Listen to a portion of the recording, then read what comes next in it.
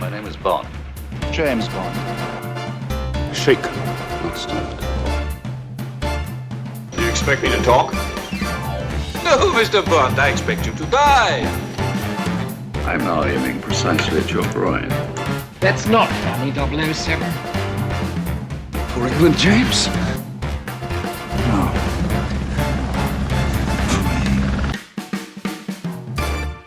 Hello everyone and welcome back to Enter the BondVerse. We're here on our second episode of this new season and we're looking at the 1963 Bond movie, From Russia with Love.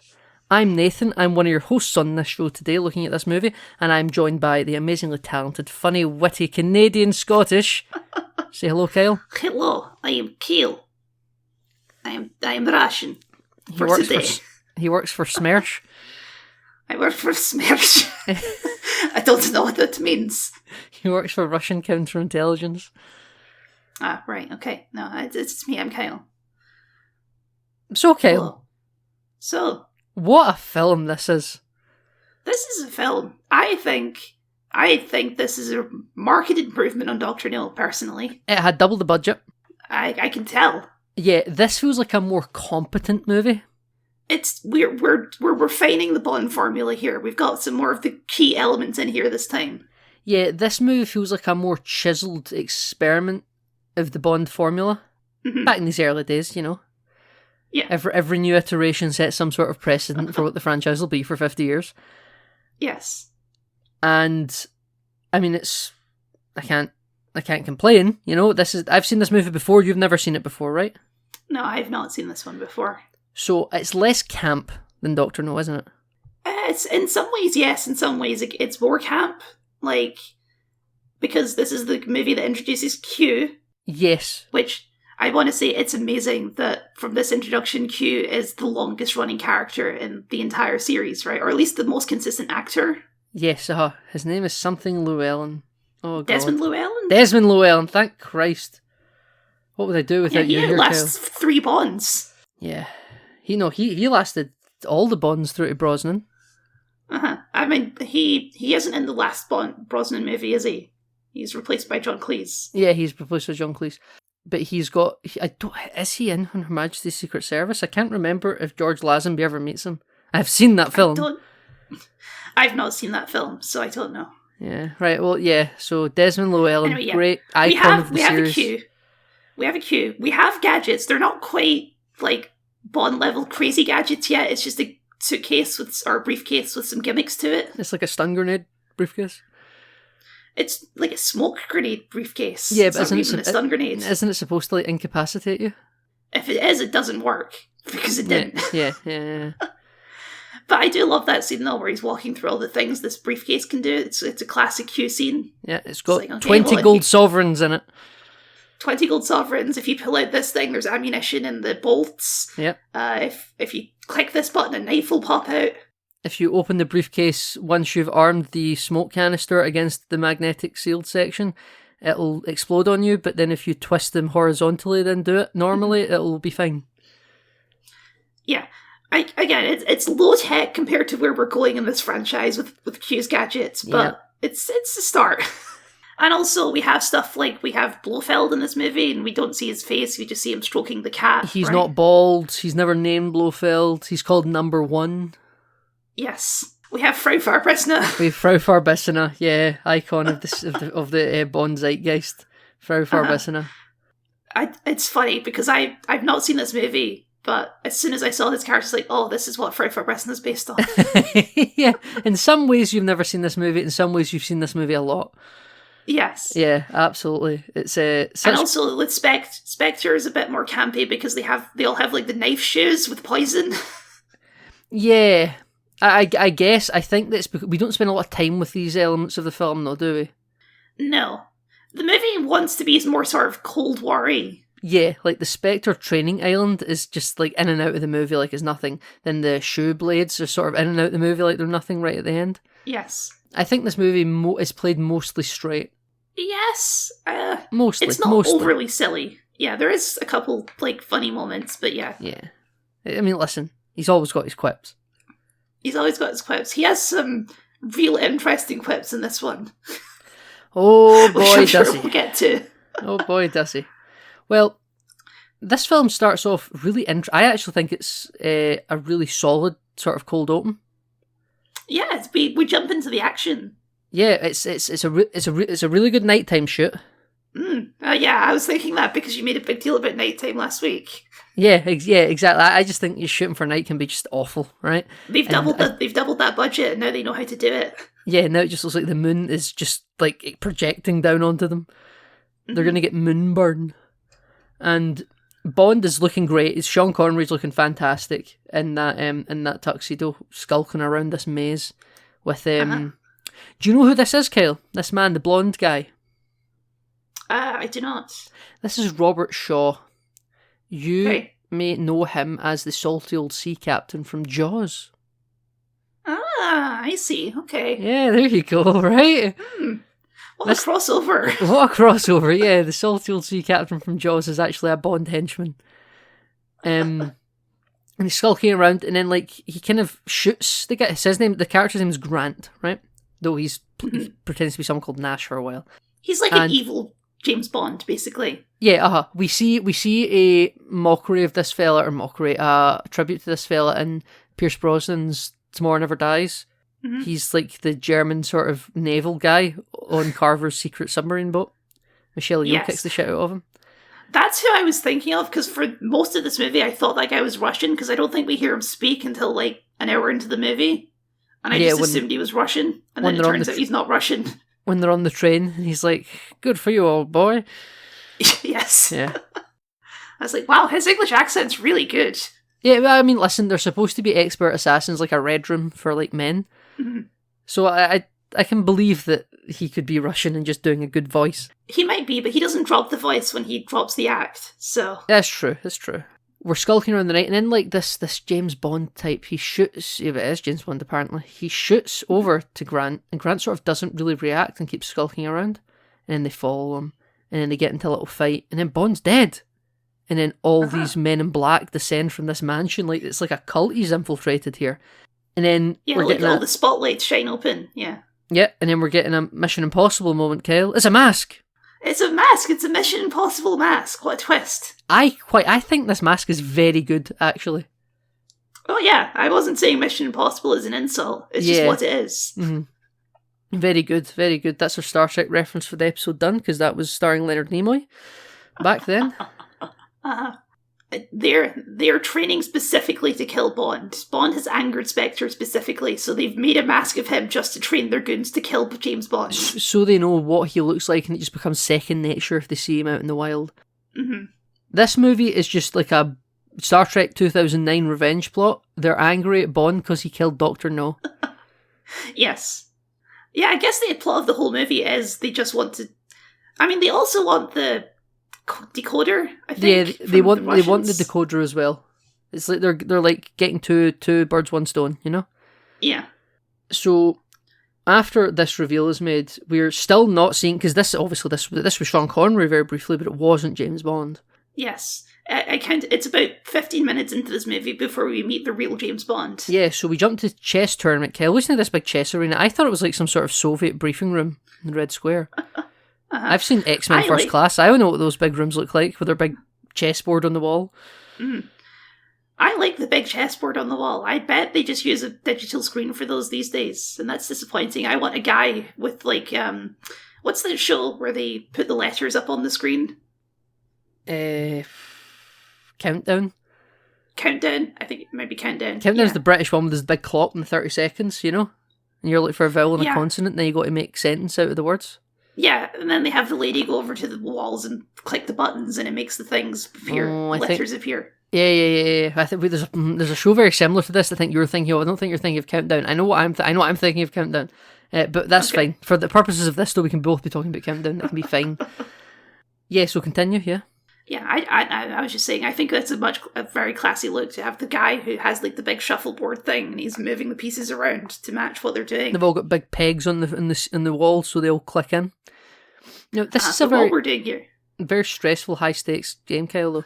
And what happens if like he misses one of the pegs and it falls? A big clash, you know? Everyone gets startled. It's very embarrassing for that man. Very That's what embarrassing for happens. that man, yeah. But we're establishing here that this guy, he's a tactical genius, you see, because he's winning chess tournaments. Yeah, absolutely. And that's shorthand for he's a very smart man.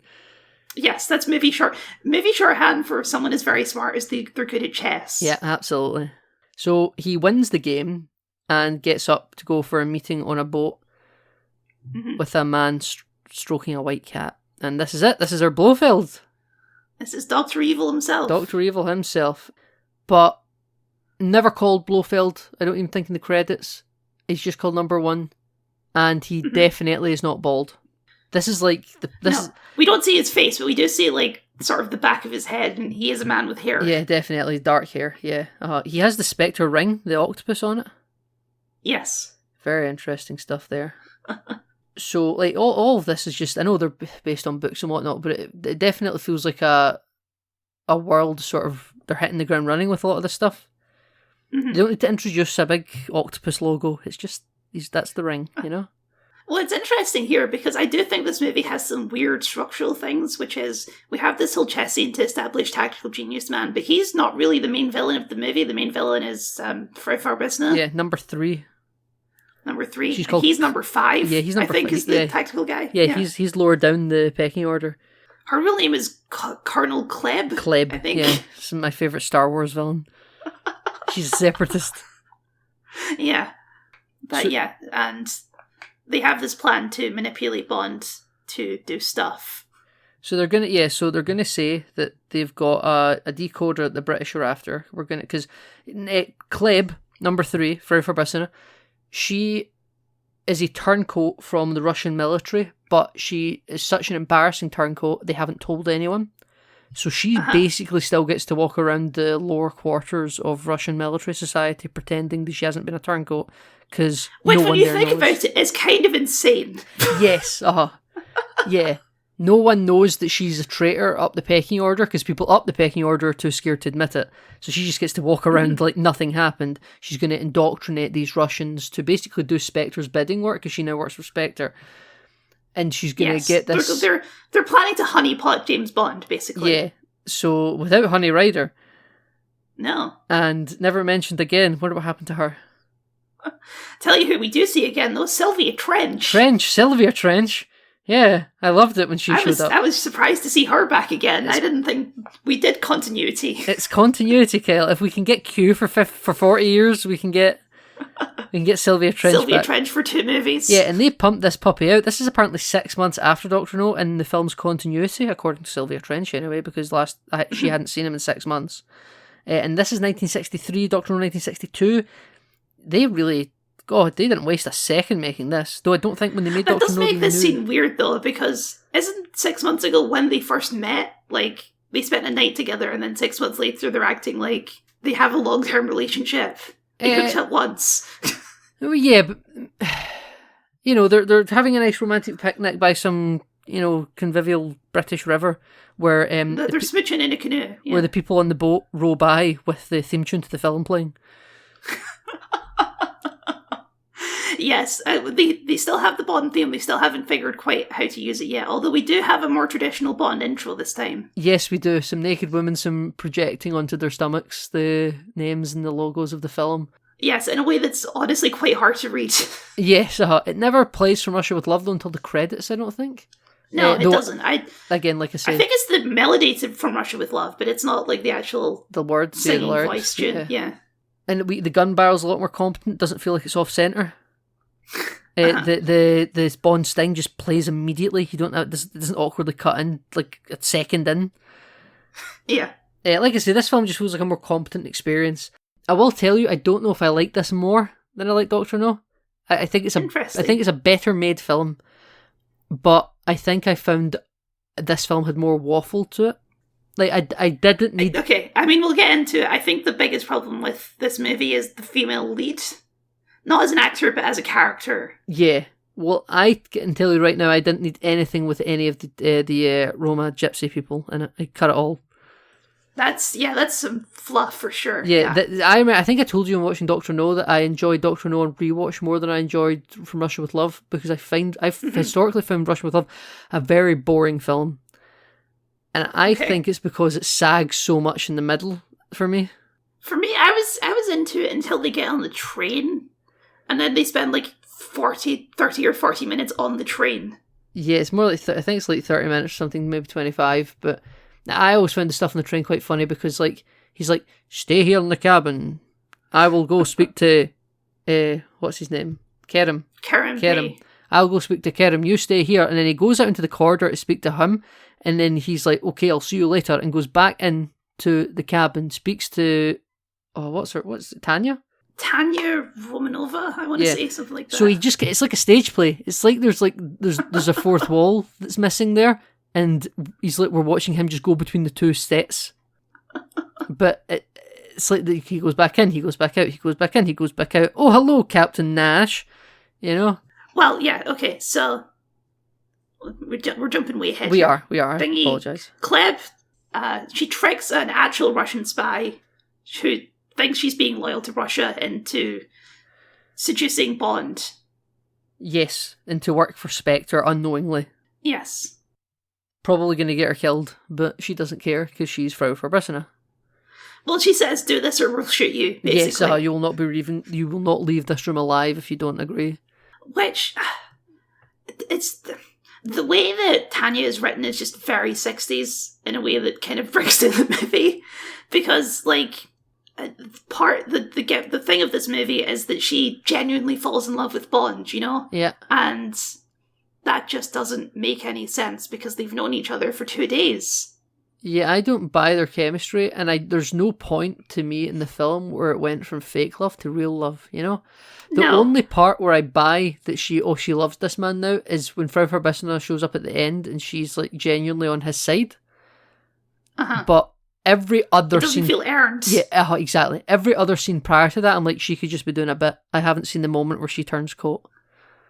See, my question was not if it was a modern day movie, I would just assume that she was just doing a bit. But because it's a 60s movie, I'm like, well, she's a woman written in the 60s, so she might just be weak-willed and fall in love with a man because he's hot and handsome. Well, you know? so Bond is running around Istanbul, right, meeting Kerem and all that, meeting his sons, driving this around. movie set in Istanbul, by the way. We should say that. Yeah, we should say that. Good setting, I think. Great city, great space. You know, I think it's a good time, right? I think I enjoyed the Istanbuls on the ground, like Kerem and all. It's like, oh, you know, we don't make it too hard to track each other here in the Cold War. The Russians know where we are, we know where they are, and we just kind of keep tabs on each other, but do nothing against each other. A lot of fun Cold War stuff, like when he's in the car, he says, is it usual to get tailed? And the driver's like, oh yeah, we tail them, they tail us. Those are the Bulgarians, I think. They work for the Russians. Yeah. Uh-huh. And it was like, yeah, and that's just how it goes here, and everyone's just kind of fighting with it. That's the rules of the Cold War. Mm-hmm. So I like the Istanbul kind of setting quite a lot for this movie. I like the characters that Bond meets on the ground. But, yeah, I'm a big fan of Kerem. Yeah, he's the quarrel of this movie, and equally... He is the quarrel of this movie. Equally sad with his fate. We'll have a tribute board to all of the quarrels and Kerms of this franchise at the end. This the fun sidekick who never makes it to the end of the movie. Yeah. If this movie was made 20 years later, Kerm would be played by Gimli from Lord of the Rings, Asala and Indiana Jones. Yes, John Rhys Davies. John Rhys Davies, yes. Yeah. That's exactly. Well, I was going to point out, because I was looking this guy up a bit. So first of all, I don't have his name in front of me, but he's Mexican, not Turkish. I saw he was Mexican as well. Also, he died 4 months before this movie came out. This was his last role. That's tragic. What was the cause of death? It is.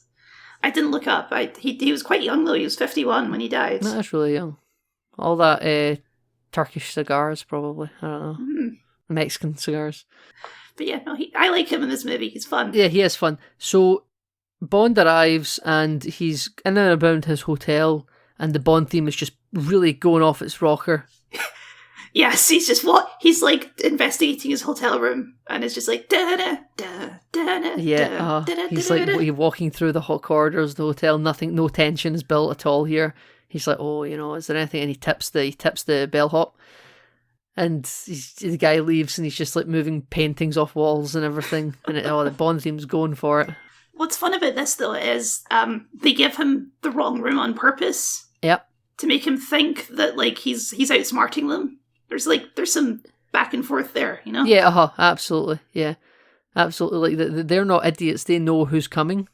Mhm. So they know that a single bed will never be good enough for James never Bond. be good enough for him. So they say, we could give you the bridal suite. And he's like, the bridal suite? Yeah, I'll take that. Thank you very much. I'm James Bond. Mm-hmm. But, so how does Tatiana get in here?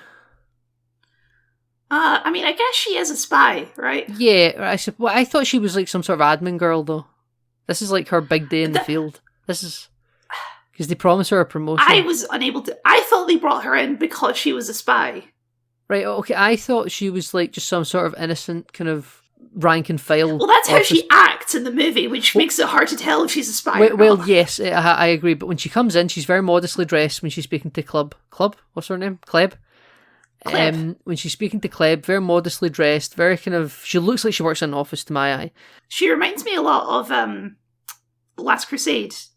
The Nazi? What's her name? The Nazi. I guess because she's also a pretty blonde lady who's a spy. I don't know. Okay, yeah, fair enough. Who also slept with Sean Connery. Who also slept with Sean Connery. Oh, there's so many connections. Yeah. But, yes, I got the impression that, like, this is because Kleb again offers her, lying to her, but she offers her promotion if she does the job well to root out Bond. And, like, she's very intrigued by this. I don't feel spies are usually motivated by promotion. I got the impression... Now, I know later in the movie she sells her soul to Bond, right? She's, like, doing a great spy job, right? This is the thing. I don't know what Tanya's motivations are. Yeah, but I mean, but like you say, it's the 60s, so I could believe that in the writing of someone in the 60s, some office person promised a promotion if they can pretend to fall in love with Bond. This is how they would portray that kind of character. They just go from modestly dressed to just selling everything. Because so Bond's out for the day with Kerm in, like, an underground reservoir that was built by some emperor of Constantinople. Yeah, you go down there in Assassin's Creed Revelations to pick up some ancient keys. Yes, you do. You know how it is. I remember this. This is Kyle's great walk through history, following us into the film space. But we start in Venice. We're in Venice, and then we go to Istanbul. We're just following Ezio's footsteps here. Imagine Sean Connery got an apple of Eden. I love this though because they're spying on the Russian embassy, and while they were rebuilding the embassy, he had them sneak in a periscope. Was it a periscope? Yeah. From a submarine into their meeting room. That's just some classic Cold War stuff. I think that's one of the crazy. That's crazier than the briefcase to me, because like when he goes up periscope and it goes up so he can look around. Are they not noticing this big silver, grey, whatever going up and down as they're turning it around? I think it's hidden in the wall, is what he says. Right, okay, I must have missed that. Yeah, he had it installed while they were rebuilding, like some sort of collapse or something like that. Right, okay. And no one thought to... No, the Ruskies, they never thought to look in. But yeah, so... Well, I just imagine that the Russians also have a periscope under the other embassy. The British embassies and the American embassies. Periscopes. Yeah. That's fine, okay, I can believe that. If everyone's just like, Kerem goes down to those underground reservoirs and he sees the Russian spies and he's like, hey, have a good day, have a good one. Everyone just acknowledges. It's crazy to think that this movie came out during the Cold War. Do you ever think about that? Like, we're talking about the Cold War like it's a historical fact, but this was just present day when they made the movie. Is everyone just knew that everyone was spying on each other all the time? Yeah, I mean, we get some concurrent political dramas that come out today where everyone just sort of goes, oh yeah, that's corrupt, that's pretty bad, yeah. What will happen when people watch those things in 50 years and go, oh, this was happening when this was all going on, you all just kind of nodded and made jokes about it?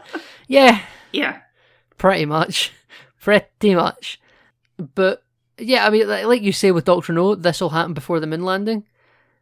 Mm-hmm. Very ahead of its time, the Bond franchise, sexism aside, Kyle. Well, it's interesting that this movie, it doesn't really demonize the Russians in any way. The Russians are just as much pawns as the British. Spectre's the real baddie. Spectre's the real baddie, yeah. The mark of a good film is you never name a villain because it will affect your foreign market. Top Gun 2 knew Very this. Good. Top Gun 2 never... You think the Bond franchise is big in Russia, do you? Or I guess it was the USSR at the time. Yeah, well, listen, it's From Russia with Love, Kyle. It's in the title. This was a love letter to the Russian people. I guess the movie refers to Tanya, right? That is who is From Russia with Love. Yeah, I would think it's Kleb. I mean, Bond writes that on the picture of her. He did. By the way, he does. I wanted to say the chemistry between Moneypenny and Bond and these two versions. It's very good, Very, actually. very good. Yeah, I like it. Like she hates him. What's her name? Lois Maxwell. Something like that. Yeah. Let's get this up. I want to give her the. I like when. Yeah, Lois Maxwell. I like when he shows up to the MI6 headquarters. Oh, it's great. And he goes to throw the hat to impress her. He's like, and for my next medical, and he walks in and M's behind the door. M's at the filing cabinet, and he's like, oh, I've been caught. Brilliant stuff. Absolutely brilliant stuff. And then he just gets taken into the office like a naughty schoolboy. That's where he's given his mission. And he says, women fall in love with pictures of film stars, And it turns out that Bond is about to also fall in love with a picture of some Russian bird. Well, this is the other thing, too. It's like, I don't believe Bond feels any human emotions at all, to be honest. As we've established, Bond is a sociopath, right? Yeah. So he comes back from his day spying on the Russians, right, with Kerem. He goes back to his bridal suite, and he's, like, getting naked, going for a bath and all that, and then he hears, like, thumping and thudding. And I'm like, what? Yeah. Instead of opening the door, he's a smart idiot. He goes out onto the balcony and comes in the other door. Yes. And I think this is the first bit of nudity in a film, Kyle. Because you see Tatiana completely naked through the thinly veiled curtain, which I thought was very adult for 1963, And she oh my goodness, the people were leaving in the theatre, they were outraged. She climbs into bed, Kyle. And he comes in and he's like, he's like womanizing her. It's been like 2 minutes and he's already kissing. He's like, I think your mouth is perfect for me. Yes. Oh my gosh, it's such a weird line. Yeah, right? And then, like, immediately after, he's like, so where is the decoder? And then she's like, oh, can we not talk about this later? And he's like, decoder now, so we're not on the company time later. It's, what? What, Bond? Do you not just get a salary? I think you're always on company time. You're getting paid hourly? Well, there's a scene where he's, like, getting information out of everyone on the boat, and he has a recording thing going, and then M and all the suits are listening back in MI6. Yep. And this is another great little just character moment where M sends Moneypenny out of the room. Yep. It's like, because what's her face? Tanya is like, oh, can't we just go and make love, Bond? Brilliant. And she leaves, and then she just hits on her thing, so she's listening in anyway. And then M is like, since you're listening anyway, can you send him a message for us? Yeah, it's a really good bit where M and Moneypenny both kind of they know. They're not idiots. Yeah.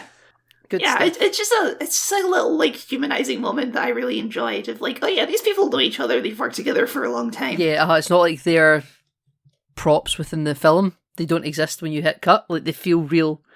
That's a good bit. Yeah, they've got some really good chemistry. I like when Bond first arrives in Istanbul and he has, like, code words with the driver, like he's learned from Dr. No in Jamaica. Well, we do get him walking out of an airport with the Bond theme and people, like, spying on him in the airport for the second time in a row. Yeah, so he walks up to the driver though, and he's like, "Hello, I'm your driver." And Bond's like, "Oh, very good. Can I have a match?" And then he's like, "What does he say?" The driver. He's like, "I've only got a lighter." Oh, I've only got a lighter. Yeah, and then Bond's like, "That works just as well." And the driver says, "Unless it blows up." And then they, like, shake hands and go, "Yes, that's our code." Yes. Absolutely. Kerem, by the way, big British Empire fan. Oh yeah, he has a massive framed picture of Winston Churchill on his desk. Who, by the way, when this film came out, was still alive. That's true, yeah. Yeah. He would have been in, like, his 90s, I think, but he was still alive. I believe Winston Churchill died in 1965. He had been the Prime Minister, like, 2-3 years before this movie came out. Crazy to think about. Yeah, right? Bond probably worked for Winston Churchill. Yeah, during, like, the war and stuff. Yeah, absolutely. Yeah. Yeah, I bet, like, because you see, like, Bond goes for meetings with M, and then M has meetings with the Prime Minister, right? Yeah. Like, I bet he's been in a meeting where Winston Churchill walked in. Wonderful stuff. Tie in with your Assassin's Creed video. I'm trying to remember. Why did they go to the Romani village in the first place? It's like a place to hide out, I think, because they're They're targeting Kerem, Yep. is what we learn. And Kerem's sons are driving multiple cars with dummies in the back seat going different directions. So that Yes, but Spectre... that doesn't work. Yeah, it doesn't work. But yeah, so he's a friend of, obviously they don't use the word Romani, they use the word gypsy in this movie, but we don't use that word anymore. Yep. Mm-hmm. And let's just say this is not a very sensitive portrayal of the Romani people. No, it is not. And yeah, I can't tell you how much of it is real and how much of it's fake, to be honest. I know nothing. I don't think ladies fight to the death. Oh, for okay, husbands. well that, but I guess I mean like the big family sort of estates and all that, you know.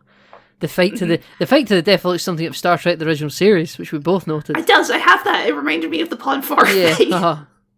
If this had started playing dun dun dun dun dun dun dun dun dun, I'd have completely believed it. Yeah, so I guess this is just here to like add a bit of exoticism to the movie, is like what they were thinking in the 60s, right? Sure. It's like, oh, look at this sexy, exotic dancer. I guess back in the 60s, Eastern Europe was seen as like this other world. Yeah, it would have been, yeah. So, I guess it would have been something, because like, you see the bit where he goes to meet Tatiana in the cathedral, and there's some like tourists around, but it's like a little small tour group in suits, like really the privileged few in the 60s, the privileged few. You go there today, I bet that's just queued out. I bet you can't move. Oh, I'm sure, yeah. Right? It's one of the most popular tourist destinations in the world, I would imagine. Yeah, right, because it's just this big grand building with paintings on the roof and all that. And I was just thinking, like, you know, back then tourism wasn't as big a deal as it is now. People can afford it. The 60s really where that kind of thing just starts to become a thing. But even then it's not common. So you're probably right. Yeah, because this is pre-internet, so you can just look up a picture of what Turkey looks like, you know? Yeah, exactly. But you're right with like the Romani, to probably add some exoticism. I can't say that word. Oh my. It's too exotic for you. They're trying to add a Destiny 2 exotic into this film, Kyle. That's what they're trying to do. Yeah. But yeah, also they have a big old action sequence there. This whole sequence, Kyle, I've got to say, none of it's doing anything for me, even the fight. There's like rolling carts. This one's and weird stuff. because Bond is just sort of walking around the battlefield, sort of watching different stuff happen. Yeah, he doesn't really engage much, but Kerem gets injured. No. He does. He gets shot, which does lead to one of my favourite bits in the movie, where they're talking about having to... I can't remember what they're talking about, but he says, "You deal with that, I'll finish off with this filthy stuff," and he grabs the bottle of whiskey and starts downing it. That's a really good bit. I think it's wine. Is it wine? Okay. I think it's a wine bottle. Still, it's just a classic, like, oh yeah, Bond doesn't give a shit about any of this. Bond doesn't give a shit about any of this. That's true. Can I interject for a wee moment? Mm-hmm. Can we do a segment here where we talk about the From Russia with Love video game? Oh, sure. I don't know anything about the From Russia with Love video game, but you tell me. So I've been looking into it, right? People have mentioned it to me. You know, I've never played it. I just researched it. So it came out in 2005. That's a long time after the movie. Yes, and Sean Connery is in it. This is his first time playing Bond again since Never Say Never Again. He's an old man, you know, this is post Indiana Jones and whatnot. But he's very happy to do it. He said that From Russia with Love was his favourite Bond film. Okay. And his grandkids love video games. So they really want to play a game where their granddad fucks a Russian lady. This well, it's strange you should say. So obviously so he records all new voice lines for it, right? Even though it's the visual appearance of him from back in the 60s. It's a very old man's voice coming out of a very young man's face. Yeah, it's like when I was going to say D. Bradley Baker again. It's not. Billy D. Williams. Billy D. Williams when he shows up in Rebels. Yes, yeah. So there's a whole segment at the start of this before, like, so see, like when Bond is like with Sylvia Trench in the canoe. Mm-hmm. There's a whole bit like when all the stuff is happening in the Spectre Island, where there's like the Mission Impossible mask, where Bond is assigned to some sort of party at the Palace of Westminster in his like white tuxedo with a red rose, where he's got to guard the Prime Minister's daughter, and Spectre show up to kidnap the Prime Minister's daughter. And it's this big, and he gets the jetpack from Thunderball, I think, in it. Okay. Yeah, and it's very crazy. And this is all before the Bond theme kicks in, right? This is the cold open. Well, whilst this Spectre Island shit is going on, this is what Bond's really doing, right? Right. And it's so crazy. And this is during a time, by the way, we'll probably talk more about this as we get into like things like Never Say Never Again. But the Bond films are kind of mired in legal issues. Oh yeah, big time. And this was during an era where you couldn't use the Spectre name. Yes. So Spectre and they only got that back during the Daniel Craig era. Yeah, they did. So Spectre in 2005 is called Octopus. Right. Okay. Which is very very equally scary. And I think the film cuts out all the Romani stuff, or the game cuts out all the Romani stuff. You go interesting. So you do cold open, right? At the Palace Westminster, House of Parliament, right? And you're running around and there's helicopters flying around everywhere and you've got a jetpack to chase down. I don't know if you know the answer to this. Why did they choose to make a game about From Russia with Love in 2005? That's Brosnan era. Well, that's technically the year before Casino Royale. Yeah, that it seems like a wild choice to me. I think they were just like given the rights and licensing to make a game, and they weren't so. There's like a little documentary you can see on like a kind of video game behind the scenes interviews, and Sean Connery's in it, and so is the game producers and stuff. It's not very long. It's on YouTube, and they kind of say they wanted to make a Bond game, but they were not sure which Bond film to adapt, if indeed any, and just make an original story. But then when Sean Connery got on board, who again, he's never like given his permission for any Bond usage prior to this point, like there's stuff in like the files of GoldenEye where you're going to be able to play as all the different Bond actors up to that point, but Sean Connery didn't release his likeness allowance, so they couldn't do it. So when Sean Connery then agreed that he wanted to do this, they were like, right, well, we need to make From Russia with Love then. So basically they made... Basically, they made it because Sean Connery agreed to help to work with them. So he got, like, carte blanche to do, like, okay, well, I'll do it if you make this film, you know? And they're like, are you sure you want to go with From Russia with Love? He's like, yes. Yeah. It's my favourite. You don't want to go with, like, GoldenEye, like, you know, one of the famous ones? We could even, like, remake you in... Or say Goldfinger, rather. We can even, like, remake you in, like, the new Casino Royale that's coming out. We'll just paste you over Daniel Craig. He's like, no. From Russia with Love, please. Not even Dr. No, you know, at least that's the first one. It has a bit more, no, From Russia with Love. Yeah, it's you know, there's a little bit more action in Dr. No, maybe. No, I want that train bit. You do have the fighting, and I think you actually do the Spectre Island stuff with the fake masks and all that in the video game. Ah, okay. Then you do the stuff in, you know, under the ground in Istanbul. I think there's a lot of that. Except there's just like Spectre agent or Octopus agents. I beg your pardon, everywhere. Of course, yeah. You need some goons to shoot down, yeah. Yeah. So, I've never played the game, but lots of people like it. And I know people that listen to our show really like it as well, because they brought it up to me. Bond has a very large history with games. Yeah. He's not had any games in the last, like, I want to say 10 years, but there used to be, like, tons and tons of James Bond games. Yes, indeed. So they're currently in the middle of producing... Sorry, this is a complete side tangent, not related to From Russia with Love. They're currently in the middle of making a new Bond game. Yes, it's by the Hitman studio. Yes, right? It is. And they're going to have a new actor play him, and it's going to be like the start of basically like the Tomb Raider games where they just rebooted them and just started its own continuity anew. They're going to do that with the Bond games, and it's just going to be this actor is going to be the next James Bond in effect, but not for the films, you know?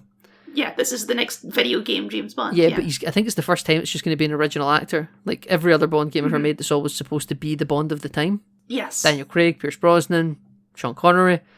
Where's that Roger Moore Bond game? Yes, the Bond of the time, 2005, yeah. Yeah, the Bond of the time in 2005. Yeah, exactly, right? But I just felt the need to bring it up because people had asked me to bring it up, and I didn't know where there'd be an actual point to bring it up. But it's quite different from the film, but in broad strokes, similar. But all this Romani stuff, cut completely to the best of my knowledge. Yeah, well, I mean, it never comes back up again in the movie anyway. He gets to choose which woman to win the fight. And then he doesn't choose. We don't see him choose. Yeah, he doesn't choose, does he? He's just at it. It's implied that he just sort of screws them overnight and then leaves. Yeah, he sleeps with both of them, and then they both like tend to his wounds or something the next day. Yeah, they're like massaging his feet or whatever. I can't remember. Then he just gets in the car and leaves them, and they're all like standing, like waving him off. I'm like, wasn't the implication that you were supposed to marry one of these ladies, Bond? Nah, it's fine, but because it's fine, sure. we've got a train to catch. We have a train to catch. Yeah, well, they break into the Russian embassy. They steal the thingy. There's rats in the sewers that they have to run away from. Yep. It's a weird cut. Absolutely. It's like the spider in the last movie. The rats and Bond were never in the same scene together. Yeah, you're right. Well, all this, I feel this is really where the film sags for me. Like, I'm just not really caring much. Well, see, I liked all this bit when they're invading the embassy, because there's, like, explosions and Bond sneaking in and all this. Yeah. And then as soon as they get on the train, it just cuts to a crawl as they're just sat on this train. Yeah, absolutely. And they've got these different, like, nightgowns for Tatiana to try on. Yes, and this is where you're really Tanya. like, okay, Tatiana, what's your... Her full name is Tatiana, but she goes by Tanya Yeah, right, okay. to her friends. Yeah. So they're both playing off each other. I'm not sure. It's like they're both ready to kill each other at any moment, but then maybe she actually loves him. This is where the film really muddles this for me, because this is where it's the most intimate. Yeah, well, they're sitting in this train car all snuggled up, and it's like, okay, I guess she's just in love with him now. I don't know why, I don't know how, but she is. Yeah, So Kerem says that we're going to get the train to stop at a crossroads. I'm all friends with the conductor. You know, he's like the ultimate fixer, this guy Kerem. And one of his sons, because he says everyone that works for him is his son. He's the James Bond of Turkey. Yeah. But everyone's his son because he says that blood is the best security. So they're going to get the train to stop because he knows the conductor, and then at the crossroads where the train stops, he's got a son that will pick them up, take them to an airport for a chartered flight to Athens, and then they should be back in London by tea time. But this is the bit where Bond keeps coming out of the cabin to speak to Kerem, then back in to speak to Tanya, and out. But then we come out again. We're going for drinks, Kyle, aren't we? And the conductor says, "Mr. Summer, what's he called? Mr. Summerfield." Summerfield, something like that. Yeah, Mr. Summerston, whatever, because this is the name they're travelling under. He's like, "Come, your friend Kerem, there's something wrong." And then Tanya says the stupidest thing ever. She's like, "So we're not going for drinks?" And James Bond is like, "Shut the fuck up, go back in the cabin, just stay here, I'll knock 3 times." I should have kept count of how many times he tells her to go back into the cabin. It's a lot. Yeah, right. So he goes and he finds Kerem dead, with an assassin also dead. He took them with him though, Kyle. And they mentioned that Kerem died second, so he actually won the fight. Like, the film has to note that. Mm-hmm. Well, I think it's actually the case that evil James Bond killed Kerem, right? He set it up to look like they killed each other, but actually it was it was Grant. Nash. Grant. Yeah. Nash undercover. So we get to the train stop because we've missed the get off the train cross point, and Kerem's sons are standing there very confused. And this is, and he speaks to the conductor, and he's like, "You need to contact one here. I'm going to pay you to keep this quiet." You know, and he's like, "I don't know." And he's like, "The people who Kerem was friends with, I'm sure will reward you handsomely as well for keeping this silent. You'll be paid well." So he's like, "Get a word out to the British government to send someone to meet us." And this is Nash. I don't know if he ever gets word out, or if there's another agent he kills that doesn't get there in time. I assume that's the case, yeah. Yeah, it'd be nice if we saw if that. Or is Captain Nash just sort of sat at the train station like, when's this train going to arrive? yeah, Nash was late. Yeah, well, that's what he's like, "Oh, you took your time getting here," and he's like, "I had to set the records getting here in time, Bond." You know, because he's just full of shit. And they're standing talking. They go for dinner, and they have Kyle, what's the dinner order that makes Bond suspicious? It's some sort of fish, and then Nash has red wine with the fish, and even me, who doesn't drink wine, was like, that doesn't seem right. You don't drink red wine with fish. Well, here's the thing, Kyle. I think James Bond wouldn't trust me. I think Sean Connery would hate me, because I don't like red wine. I know red wine's supposed to be nicely paired with steak, right? Yes. But I exclusively drink white wine. The odd rosé, perhaps. Okay. And would he think I'm a Octopus Spectre agent, man? If I had white wine with my steak? If you had a white wine with steak. Yeah. He'd be like, I don't. He grips his whiskey glass really tightly. I don't trust it. You're not a real Brit. You're not a real Brit. You're having white wine with your medium rare? Bastard. Who do you work for? Just like coward in the corner. At least when he shows up as Nash, that's when the movie kind of picks up again, because there's spy stuff going on, you know? Yeah, so he calls He calls Bond old boy a couple times, which is interesting. Yeah, he calls him old man. Old man. He doesn't call him. He calls him old man, which is even weirder because old boy is like a thing. Yeah. Calling someone old man is just a weird affectational word. So Grant becomes, or he's currently still pretending to be Nash. He becomes one hell of an exposition machine. He's just catching Bond up on the plot and audience members who maybe went to the bathroom or nodded off. Because he's like, oh well, it turns out Tanya doesn't actually work for Spectre. She's completely unaware. We're playing you both off against. Basically, he's like signing an affidavit to say Tanya knows nothing.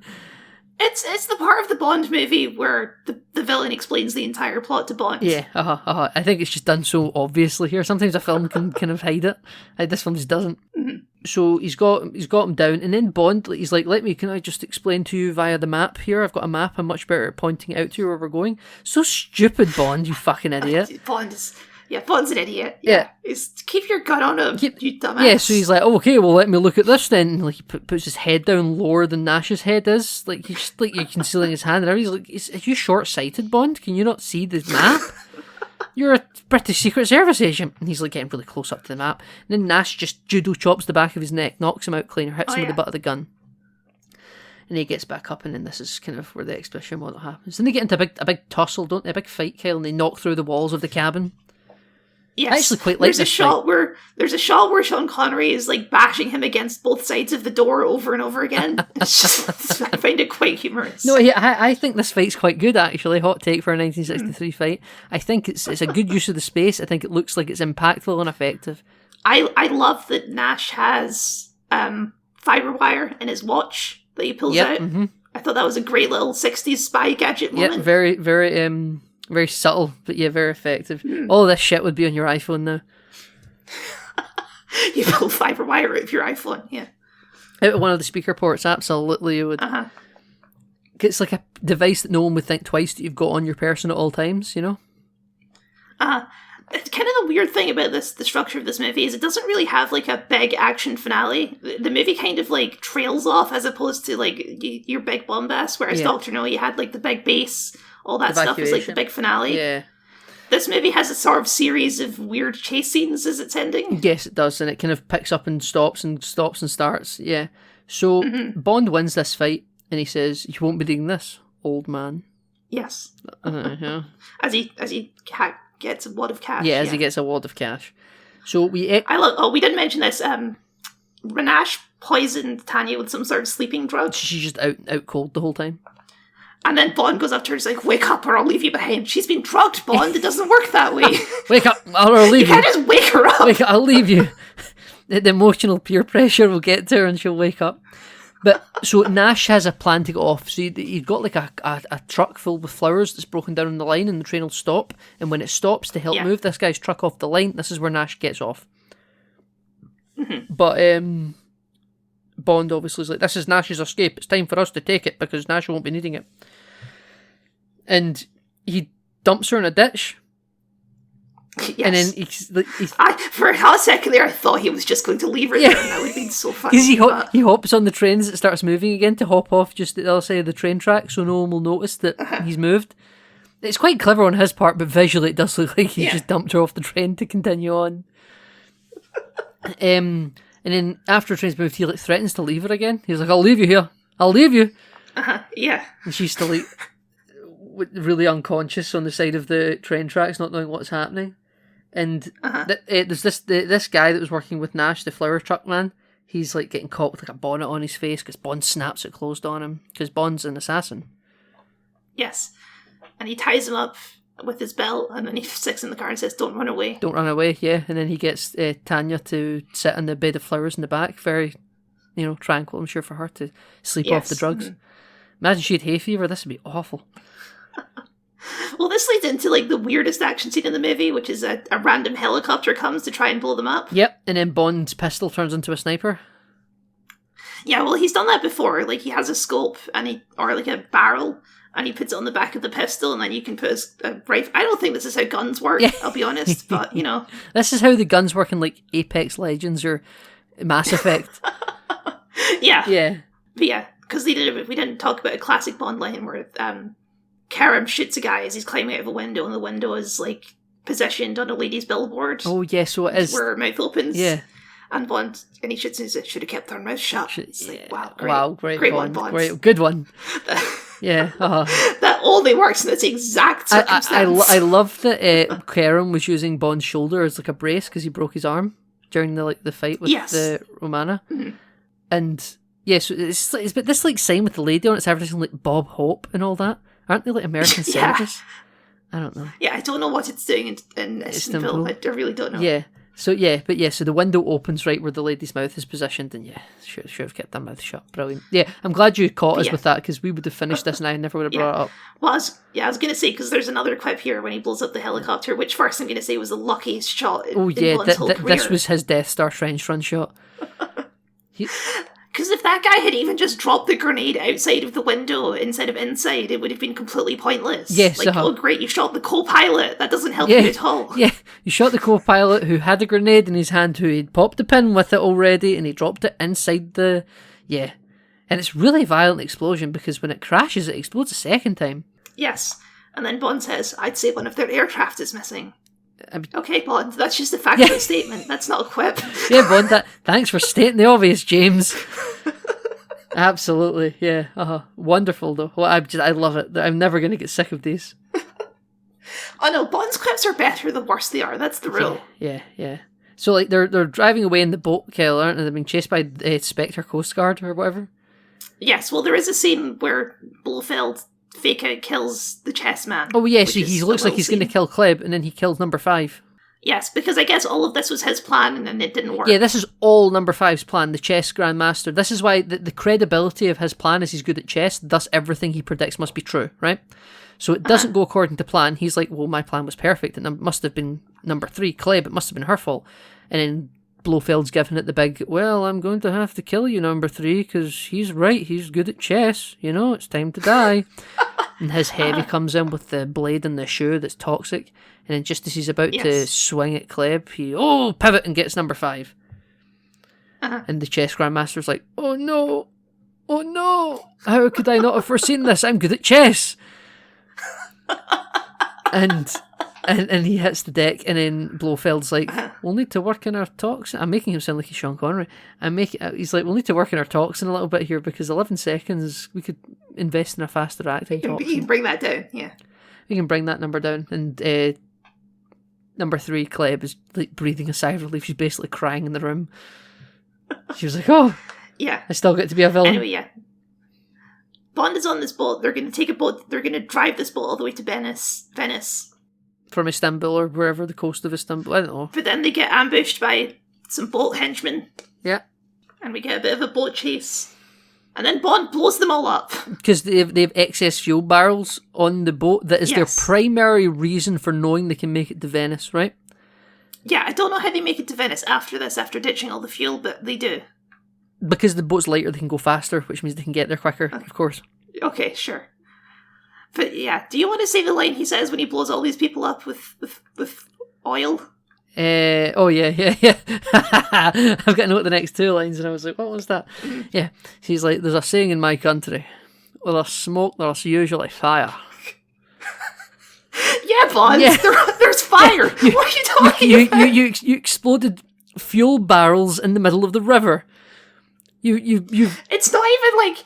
That saying means, it's usually like a metaphor that means there's like, trouble. When there's like, there's evidence of something, it usually means that there's something there, you know? And he's just like, no, I burnt these sailors alive. Yeah, he's just using it completely literally. Yeah, he's like Drax the Destroyer. Yeah. Absolutely, yeah. Brilliant. That's not my favourite last line of the movie. The next one he has is better, in my opinion. Oh, okay, yeah, that's good. Yeah, but we make it to Venice, gorgeous Venice. Looks like it hasn't aged a day since we see it in today's movies. Really, really pretty space, and we've got this gorgeous room, and they're getting ready to take the decoder. They're going to go back home. They're going to fly back to London. He's really in love with Tanya. Tanya's in love with him. It's all a happy ending. And then the maid comes in, Kyle. Mm-hmm. And it's Kleb. She's in disguise. And I don't know why Kleb is doing this herself. I guess she's desperate. Yeah, she's desperate. She's just almost got killed by Blofeld. She's not taking any more chances. So she's wearing a wig, even though... Has Bond ever met Kleb? I don't think so. No. It doesn't need the wig at all. Doesn't need it at all. And like Tanya noticed her immediately. Like, it's not like the wig done anything. It's all just elaborate camp. And she's like cleaning the room, and Bond's on the phone to London, blah blah blah blah blah. They're getting ready to go. Then she almost takes the decoder out of the room to take the luggage away, and then Bond's like, "Leave that, I'll take that."